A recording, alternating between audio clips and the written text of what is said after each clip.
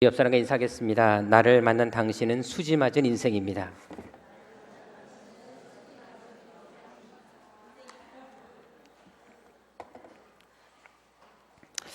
믿으십니까? 예, 우리가 서로 이렇게 만남이라는 것이 얼마나 축복인지 여러분 항상 늘 마음속에 생각하면서 사시면 좋겠다 그런 마음입니다. 저와 함께 또 인사하도록 하겠습니다. 하나님은 여러분들을 향한 놀라운 계획을 가지고 계십니다. 아멘. 감사합니다. 사실 우리가 이렇게 함께 예배 드릴 수 있다는 것이 얼마나 놀라운 일인지 혹시 여러분들 아십니까? 우리가 확률적으로 또한 계산해 봐도 이렇게 우리가 함께 예배 드린다는 것은 정말 기적 중에 기적이라는 사실입니다. 전 세계 인구가 몇 명인지 혹시 아시죠? 70억 명이 넘습니다. 그 중에서 아시아 인구는 45억 명 이상이 됩니다. 그리고 인천에서 특별히 알다시피 여러분들 한국은 7천만의 인구에서 특별히 인천은 270만의 사람이 살고 있습니다. 그리고 한국의 교회가 5만여 교회가 있습니다. 그럼 모든 확률을 뚫고 이 세상께서 여러분들이 함께 만나서 예배를 드리고 있는 것입니다. 이것은 여러분들 복권에 당첨될 확률보다도 높은 도저히 비교될 수 없는 확률이라는 것입니다. 그러니까 여러분들이 함께 만나서 이렇게 예배 드릴 수 있다는 것은 정말 하나님의 특별한 계획 속에서 만났다는 사실입니다. 우리 한번 옆 사람과 다시 한번 인사하겠습니다. 당신을 만난 것은 기적입니다. 한 번 더 하겠습니다. 우리의 만남은 운명입니다.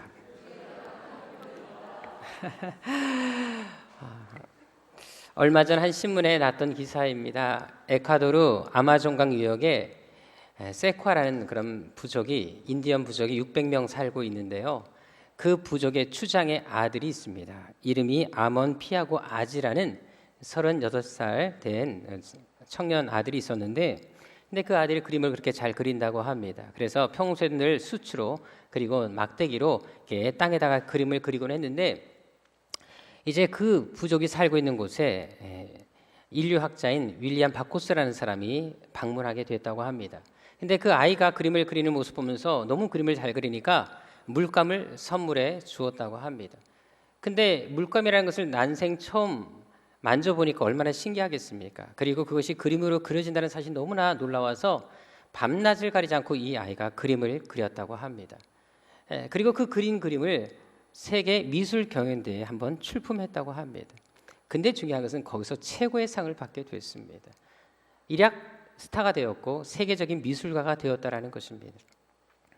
중요한 것은 뭐냐면 영국 황태자까지도 그 사람을 보고 싶어서 초대할 정도로 아주 대단한 화가가 됐는데 중요한 것은 뭐냐면 이 이름 없는 추장 아들이 이렇게 위대하게 대단한 화가가 된 그 배경에는 바로 이렇게 윌리엄 바코스라는 인류학자를 만났기 때문에 그런 결과를 가져올 수 있었다라는 것입니다.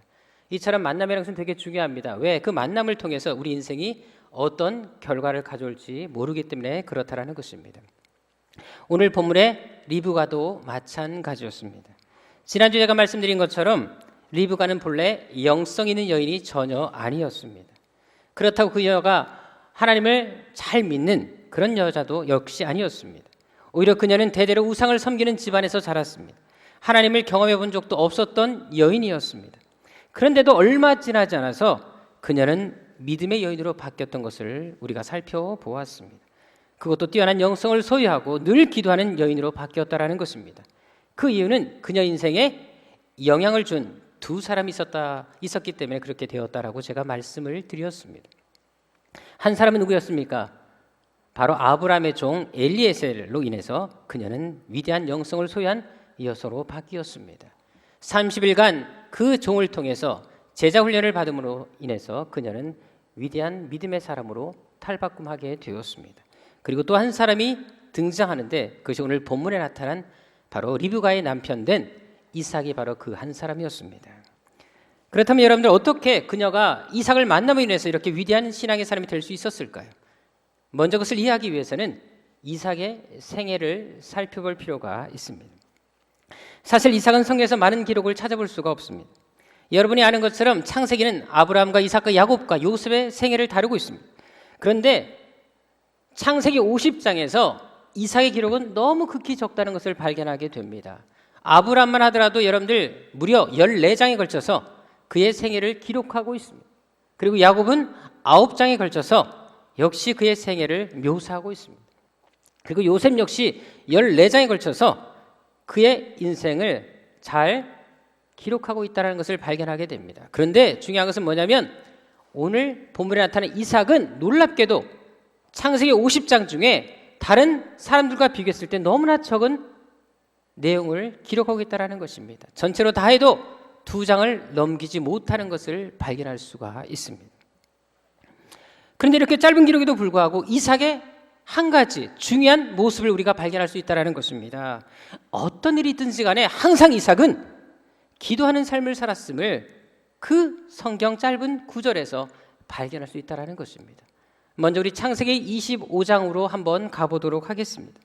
거기 20절에 보게 되면 이삭은 결혼했음에도 불구하고 자식을 낳지 못하는 것을 발견할 수 있습니다. 그것도 몇 년 동안 자식을 낳지 못합니까? 무려 20년 동안 자식을 낳지 못하고 있었음을 알 수가 있습니다. 여러분 알다시피 당시는 자식을 낳지 못하는 것을 가장 수치스럽게 생각했던 시대였었습니다. 그래서 아브라함도 자식이 없을 때 어떻게 합니까? 여종을 취해서 어떻게 하든지 간에 자식을 낳으려고 했던 것을 찾아볼 수가 있습니다. 또한 야곱도 마찬가지였습니다. 그녀는 부인 4명을 얻으면서까지 자식을 계속해서 생산했던 것을 발견할 수가 있다는 것입니다. 그런데 이삭은 어떻습니까? 20년 동안 자식이 없음에도 불구하고 그는 어떤 행동을 취하고 있습니까? 21절에 나와 있는 것처럼 이삭은 그 아내가 잉태하지 못했을 때, 무려 20년간 자식을 낳지 못했을 때 여호와께 간구했던 것을 찾아볼 수 있다는 것입니다. 우리 성경에는 단지 한 절로 기도했다고 나와 있지만 사실 20년 동안 자식을 낳지 못했다면 과연 한 번만 기도했겠습니까? 응답하실 때까지 수십 번, 수백 번 그는 기도했던 것입니다. 아니 자식이 생길 때까지 20년에 걸쳐서 하나님께 계속해서 쉬지 않고 기도했던 것을 우리는 얼마든지 생각해낼 수 있다는 것입니다. 그만큼 그는 기도의 포기를 모르는 사람, 기도의 모든 것을 건 사람이었던 것을 찾아볼 수 있다는 것입니다. 그뿐만이 아닙니다. 오늘 본문 24장 63절에 보십시오. 이삭이 들에 나가서 하고 있었던 것이 무엇이었습니까? 들에 나가서 그는 묵상을 하고 있습니다. 이것은 그의 평소 영성을 보여주는 말입니다. 그는 늘 묵상하는 자였다는 것입니다. 늘 하나님 말씀을 묵상하고 늘 하나님을 묵상하는 그런 삶을 살았던 사람이 이삭이었다는 것을 오늘 성경 분명히 증거해주고 있는 것입니다. 그런데 중요한 것은 이때가 이삭이 리브가를 만나기 전이었습니까? 후였습니까? 이삭이 리브가를 만나기 전이었습니다. 즉 이삭은 지금 청년의 시기를 보내고 있었다는 것입니다. 청년 때 늘 이렇게 묵상하는 삶을 살았던 사람이 바로 이삭이었던 것을 우리는 찾아볼 수 있다는 것입니다. 한마디로 가장 혈기왕성한 그때에 다른 것을 하기보다 자기 욕구를 채우기보다 하나님을 묵상하는 삶을 살았던 사람, 이것이 사람이 바로 이삭이었던 것을 성경은 증거해주고 있는 것입니다. 어제도 우리 청년들과 함께 모여서 목장 모임을 한 3시간에 걸쳐서 함께 나눔 시간을 가졌습니다. 그런데 큐티 나눔 할 때마다 항상 느끼는 거지만 우리 청년들을 보면 정말 영성이 뛰어나다, 정말 이삭과 같은 영성을 가지고 있다, 이런 생각을 할 때가 정말 많습니다. 제가 볼 때 우리 교회 청년들은 최고의 신분감, 최고의 신랑감이 아닐까 이런 생각을 하고 있습니다. 믿습니까? 그래서 여러분들 제가 청년들에게 한 가지 조언을 하고 싶은 것이 있습니다. 앞으로 여러분들 배우자를 선택할 때 여러 가지 조건들을 볼 수 있겠지만 그 어떤 조건보다 이 배우자가 하나님을 묵상하는 사람인지 아닌지 이것을 보고 그 사람을 사귀기를 주의 이름으로 부탁을 드리겠습니다. 또한 우리 어른들도 마찬가지입니다. 나중에 며느리와 사이를 고를 때에도 그냥 외적인 조건을 보고 고르기보다 정말 이 사람이, 이 사위가, 이 며느리가 하나님 말씀을 묵상하는 사람인지 아닌지를 보시고 그 사람을 선택할 수 있는 그런 은혜가 있기를 주의 이름으로 축원합니다. 한번 생각해 보십시오. 부부가 매일 함께 말씀을 나눕니다. 매일 함께 하나님 말씀을 묵상합니다. 또한 장인과 사위가 함께 앉아서 하나님 말씀을 묵상합니다. 또한 시어머니와 며느리가 함께 모여서 하나님 말씀을 묵상한다면 이 가정에 왜 위기와 어려움이 생기겠습니까? 고번의 갈등이 왜 생기겠습니까? 사실 우리 한국에는 고번의 갈등이 얼마나 심각합니까? 근데 여러분들 시어머니 며느리가 정말 하나님 말씀 앞에 늘 기도하고 깨어 있다면 그 갈등이 하나님 말씀 앞에서 다 무너져 내리지 않겠습니까? 한 칼럼에 보니까 전에 한번 고분의 갈등에 대해서 나온 글을 읽은 적이 있습니다. 시어머니가 모처럼 며느리와 함께 이스라엘로 성지 순례를 갔다고 합니다. 근데 불행하게도 그 성지에서 그만 시어머니가 사고를 당해서 죽게 되었습니다. 그래서 며느리가 대성통곡을 했었습니다. 문제는 장례식이었습니다. 이제 장례 절차를 이제 진행하기 위해서 이제 여러분 시신을 가지고 와야 되는데 시신을 옮기는 비용이 너무나 만만치가 않았습니다. 전용 비행기를 빌려야 됐고 또 엄청난 비용이 소요됐기 때문에 결국 가족들이 회의를 해서 그냥 그 이스라엘 땅에서 장례를 치르기로 했었습니다. 근데 문제는 며느리가 난리를 치는 거예요. 너무나 크게 반대를 했습니다. 한국에서 반드시 장례를 치러야 된다고 얼마나 며느리가 주장하는지 모릅니다. 하지만 대부분의 가족들이 비용 문제로 인해서 결국은 성지에서 이스라엘 땅에서 장례를 치르게 됐습니다. 근데 장례가 다 끝나고 이제 남편이 아내에게 물어본 거예요. 왜 이렇게 반대했느냐. 그때 이 며느리가 이렇게 대답을 했다고 합니다. 예수님이 돌아가신 곳에서 장사를 지내게 되면 3일 만에 다시 부활할까 봐 너무나 걱정돼서 반대했다라는 것입니다. 사실 요즘엔 여러분들 가정이 깨어지고 위기를 겪는 가정이 얼마나 많습니까? 근데 그 이유가 무엇일까요? 바로 가정에서 우선순위가 바뀌었기 때문에 그렇습니다. 기도 소리, 말씀 있는 소리보다 자기 목소리, 돈 소리가 크기 때문에 가정에서 위기를 겪고 있는 것입니다. 전에 조선일보에 보니까 우리나라 40, 50대 가장이 분명히 가정이 있음에도 불구하고 집에서 쫓겨나서 혼자 독구하는, 혼자 사는 가장이 많다. 그런 얘기를 제가 기사를 읽어보았습니다. 한국 남성의 전화라는 사이트가 있습니다. 그곳을 상담을 담당하시는 이호기 소장님이라는 분이 계시는데요. 그분의 말을 빌리면 한 달에 적어도 상담 전화를 200건 이상을 받는다고 합니다. 그런데 그중에서 40, 50대가 줄을 이룬다는 것입니다. 대부분 경제력을 상실한 남성들이라고 합니다. 경제력 있을 때는 그래도 가정에서 대우받았는데 경제를 잃고 나니까 가정에서 천덕꾸리가 돼가지고 가족에게 환영받지 못하고 집에서 쫓겨나서 지금은 쪽방이라든지 고시원을 전전긍긍하는 그런 가장들이 많다라는 것을 그분의 말을 통해서 제가 들어보았습니다. 이 글을 보면서 저도 그런 마음이 들었어요. 저도 가장으로서 참 마음이 아프다라는 생각을 하게 됐습니다. 그래서 그런지 어떤 칼럼에 보니까 한 남성에 대한 이런 글이 올라온 것을 봤습니다. 남성이 직장인이 얼마나 힘듭니까? 너무 힘들다 보니까 하나님께 그런 기도를 드렸다고 해요. 하나님, 나 남자로 태어난 걸 후회합니다. 하나님, 나를 여자가 되게 해주옵소서. 너무나 간절히 기도했다고 합니다. 하나님께서 그 사람의 기도에 응답하셔서 결국 그 남자를 여자로 만들어 주셨다고 합니다. 근데 여자가 되고 나니까 하는 일이 더 많더라는 것입니다. 눈 뜨자마자 밥하고 아이들 시키고 학교 보내고 또 빨래하고 청소하고 시장 가서 음식 준비하고 또 저녁 돼서 아이들 밥 먹이고 또 씻고 재우면 너무 하루 일과가 금방 가고 너무 지치다라는 것입니다. 그리고 이제 좀 쉬려고 하면 남편이 또 찝쩍거리고 너무 힘들다라는 것입니다. 그래서 여자 인생이 오히려 더 피곤하거나 그런 것을 알게 돼서 다시 하나님께 기도했다고 합니다. 하나님, 저 다시 남자로 돌아가게 해 주옵소서. 근데 하나님이 이번에 응답하지 않았다고 합니다. 아무리 부르짖어도 하나님이 응답하지 않다라는 것입니다. 근데 이 사람이 그래도 끝까지 부르짖으니까 하나님이 나타나셔서 정말 안타까운 표정을 지으면서 곤란한 표정을 지으면서 이렇게 말씀했다고 합니다. 미안하다. 이번 말은 들어줄 수가 없다. 너 어제 임신했다. 라고 말을 했다고 합니다. 여러분, 사실 사람이라면 누구나 다 행복을 바라고 또 그런 가정에서 살기를 원하지 않겠습니까? 하지만 어떻게 해야지 행복한 가정을 이룰 수 있을까요? 미국의 네브라스카 대학교에서 가족에 대해서 연구하는 한 부서가 있습니다. 무려 40년 동안 많은 가정을 대상으로 연구하고 실험을 통해서 조사한 것을 통해서 정말 행복한 가정이 어떤 가정인지에 대해서 연구한 것이 있습니다. 근데 그 이유가 어떻게 나와 있는 줄 아십니까? 행복한 가정일수록 가족 간의 감사가 풍성했다고 합니다. 그리고 행복한 가정일수록 함께 가족 간에 보내는 시간이 많았다고 합니다. 그리고 대화 시간이 많았다고 합니다. 그리고 가정에 어려움이 있을 때마다 항상 그것을 긍정적으로 반응하는 가정들이 행복했다라고 나와 있습니다. 그런데 가장 중요한 것은 정말 행복한 가정에 가장 중요한 비결이 나와 있습니다. 그것은 바로 신앙생활을 잘하는 가정일수록 정말 행복한 가정이었다는 것을 그 통계를 통해서 발견할 수 있었다는 것입니다. 그래서 온 가족이 신앙생활을 잘하는 것이 그만큼 중요하다는 것입니다. 특히 가정에서 가장이 믿음에 굳게 뿌리를 내리는 것이 얼마나 중요한지 보여준다는 것입니다. 왜?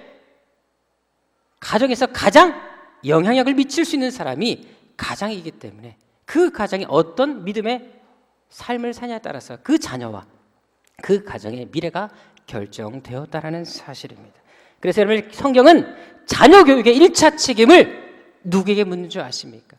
우리가 보통 한국 사람들은 자녀들이 혹시 어긋나고 잘못됐을 때 남편들은 아내에게 책망하고 어떻게 집안에서 아이들을 키웠냐고 말을 할 때가 있습니다.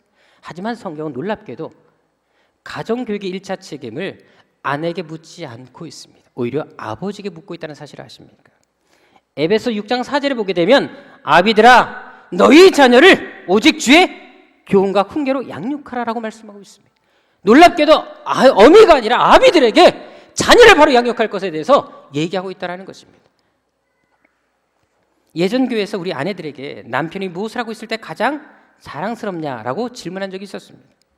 그런데 첫 번째로 가장 많이 나온 대답이 무엇인 줄 아십니까? 다른 것이 아니라 남편이 기도할 때 가장 자랑스럽다. 이것이 첫 번째 답으로 나타났다는 사실입니다. 그럼 우리 남편들은 어떠십니까? 여러분의 가정에서 기도하는 남편이십니까? 그런 자랑스러운 남편이십니까?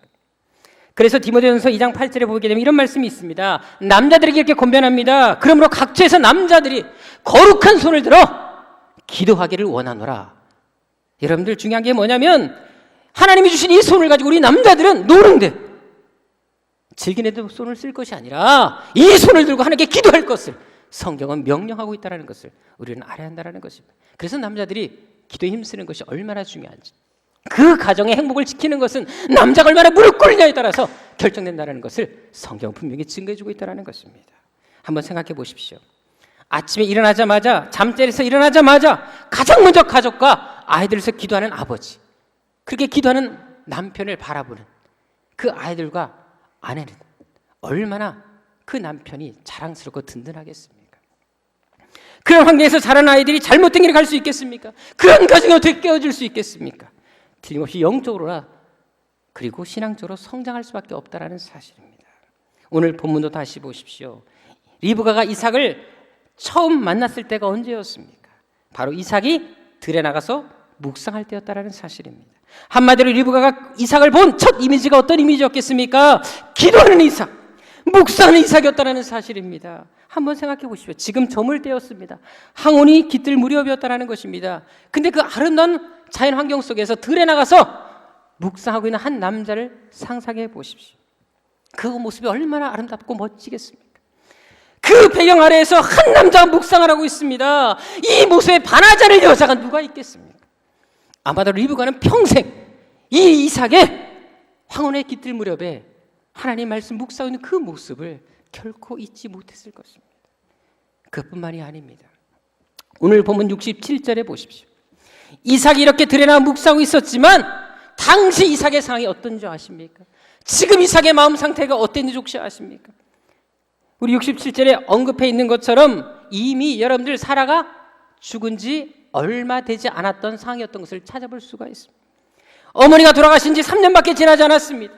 여전히 여러분 이삭은 상실의 고통 속에서 아파하고 있었던 것을 발견할 수 있다는 것입니다. 그런데도 그런 상처 아픔 속에서도 매일 묵상하며 지내는 이삭의 모습을 보시라는 것입니다. 그런 인생의 위기와 시련까지도 묵상하면서 이겨낼 수 있는 그런 사람이었던 것을 발견할 수 있다는 것입니다. 상실의 아픔, 사랑하는 사람을 잃어버린 고통이 있었음에도 불구하고 그럼에도 불구하고 들어가고 말씀 묵상하는 그의 삶의 모습을 보시라는 것입니다. 중요한 것은 리브가는 이삭과 살면서 바로 이삭이 이런 모습을 늘 곁에서 지켜보았던 것입니다. 그래서 그에게 영향을 받고 도전을 받게 될 수밖에 없었던 것입니다. 비록 하나님에 대해서 이 리브가는 잘 알지 못했고 믿음도 없었던 여인이었지만 이런 이삭의 모습을 통하여 신앙 영향을 받고 묵상하는 법을 배웠기 때문에 결국 그녀 역시 위대한 영성의 소유자, 늘 기도하는 여성이 될 수 있었다는 사실입니다. 한마디로 이삭이 기도하는 사람이었기 때문에 기도하는 리브가를 키워낼 수 있었고 그가 묵상하는 사람이었기 때문에 묵상하는 배우자를 생산해낼 수 있었다는 사실입니다. 그렇다면 우리도 바로 그런 사람이 되어야 되지 않겠습니까? 늘 실패하고 넘어지는 사람이 아니라, 늘 항상 의존만 하고 늘 도움만 구하는 그런 사람들이 아니라, 이제는 사람들을 세우고 키워낼 수 있는 그런 믿음의 용사, 내 가정을 기도로 지켜낼 수 있는 기도의 파수꾼, 내 공동체를 말씀으로 양육할 수 있는 그 영적 멘토가 되어야 되지 않겠습니까? 언제까지 끌려다니고 언제까지 비용적인 신앙생활을 하겠습니까? 이제는 정말 하나님 앞에 영적으로 세워진 사람, 영적으로 사람들을 만들고 제작할 수 있는 그런 믿음의 사람들이 되어야 되지 않겠습니까? 세상에서 도전 줄 수 있는 인생, 선한 영향을 끼칠 수 있는 그런 인생이 되어야 되지 않겠습니까? 이제 우리 사진 한 장 보도록 하겠습니다. 이 사진은 여러분들 뉴욕 매치의 투수로 명성을 날렸던 버크라는 야구 선수입니다. 요즘에 이 사람의 이야기가 인터넷에 화제를 모으고 있습니다. 사실 이 사람은 메이저리그에서 명성을 떨치고 대단하게 유명했던 사람이었습니다.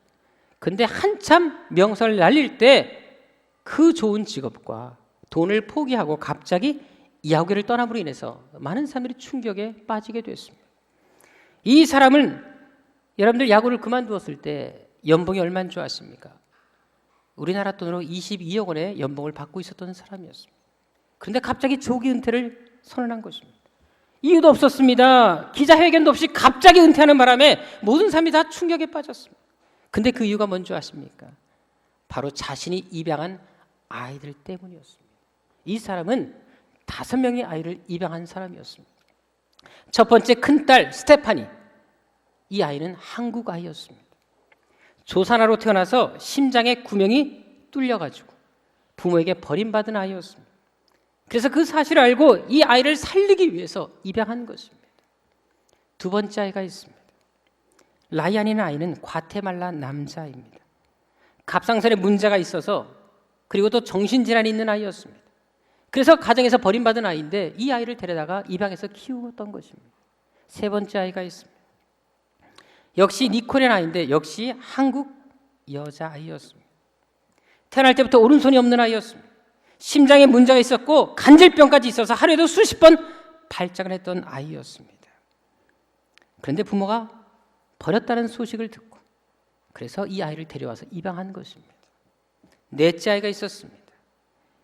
이 넷째 아이는 다리에 장애가 있는 베트남 남자아이였습니다. 길에서 버려진 아이를 데려다가 발견하고 입양한 것입니다. 그리고 다섯 번째 아이가 있었습니다. 둘째 아이와 같이 과테말라에서 온 여자아이였습니다. 이 아이는 입술이나 입천장이 갈라진 채로 태어난 구순 구결이라는 선천성 소아 질병을 가진 아이였습니다. 그래서 부모로부터 버림받은 이 아이를 또 데려다가 입양해서 키웠던 것입니다. 근데 더 놀라운 것은 앞으로 이런 아이들을 5명을 더 입양할 계획을 가지고 있다는 사실입니다. 그리고 은퇴를 결심하게 된 가장 주된 이유는 뭔지 아십니까? 한 번은 셋째 딸이 심장 수술을 하고 생명이 오락가락하는 그 상황에 특별히 이 아이를 돌보는 자기 아내가 너무나 안타까워하는 모습을 바라보면서 혼자 자기가 야구장을 가는 것인 마음이 걸렸다고 합니다. 그러면서 내가 있어야 할 곳은 야구장이 아니라 바로 이 아이를 지키는 가정이어야 되겠구나 라는 생각을 했다고 합니다.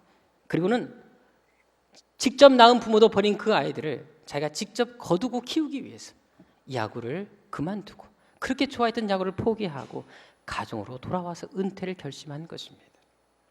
나중에 기자들이 그를 찾아가 왜 떠나 했냐라고 물어보았습니다. 그때 이 사람이 이렇게 대답을 했습니다. 내가 없어도 야구는 잘 되어 나갈 것입니다. 그러나 내 아이들은 아버지를 필요로 합니다. 그들을 돌봐주는 사람은 나밖에 없기 때문에 내가 이 자리를 지키게 되었습니다 라고 얘기를 했습니다. 그리고 곁에 있었던 그의 아내도 이렇게 말을 했다고 합니다. 우리 아이들은 세상이 원치 않은 아이들입니다. 그렇지만 그 생명을 누군가 돌봐야 한다고 믿습니다. 우리는 뜨거운 가슴으로 그 일을 해낼 수 있습니다. 우리는 불쌍한 이 아이들의 운명을 바꿔 놓을 것입니다. 왜냐하면 이 아이들은 아무도 돌봐주지 않으면 죽을 아이들이기 때문에 그렇습니다.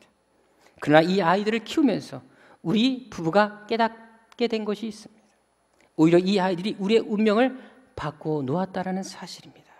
이 아이들은 우리에게 감사를 알게 하고 행복을 깨닫게 해주었습니다. 그리고 고통을 극복할 힘을 주고 참 그리스도인이 되게 해 주었습니다. 여러분, 정말 멋진 가정, 아름다운 삶을 사는 크리스찬이 아닙니까? 그래, 여러분들, 나 자신만을 위해 살기보다, 내 배를 채우기 위해서 살기보다 정말 감동과 도전을 주는 인생을 살아야 되지 않겠습니까? 나 때문에 내 가족이 기도하게 되고, 나 때문에 내 주위의 사람들이 예수 믿게 되는 그 일들이 일어나기를 주 이름으로 축원합니다. 그래서 나로 인해 내 가정이 살고 이 교회와 이 민족이 살아나는 이 시대 진짜 하나님의 자부심 되고 하나님의 자랑이 되는 그런 성도, 그런 새한교회 되시기를 주 이름으로 축원합니다. 기도하겠습니다.